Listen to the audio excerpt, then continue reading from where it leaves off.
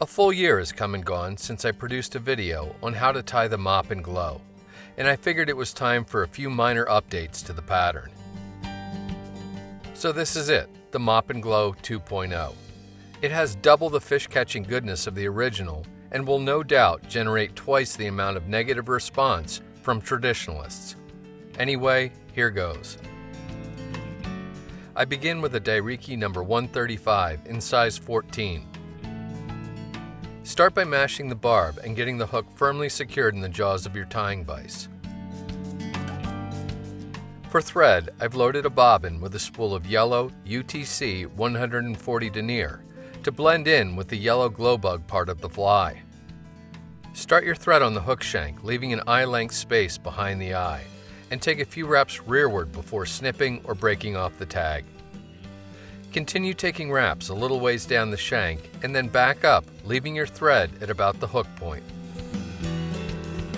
For the mop parts of the fly, I'm going to go with a mottled gray. Snip 2 tentacles free from the backing. Begin stripping material from the butt end of one of these.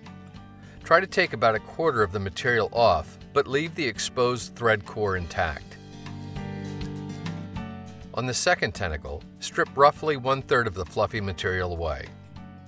These lengths aren't critical, but will help to give a balanced look to the fly.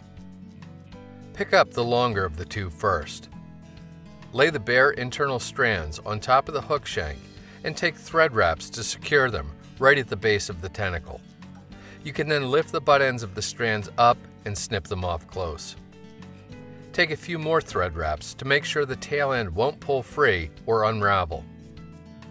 Now, get hold of the second tentacle and place it so its tip extends out over the hook eye, and secure it in the same manner as the other. Then, snip the excess butt ends off close. Take wraps of tying thread to build up a foundation for the Glowbug part of the fly, and check to make sure you've left enough room behind the hook eye for a whip finish. I'm going to use a homemade dispenser to create the Glowbug.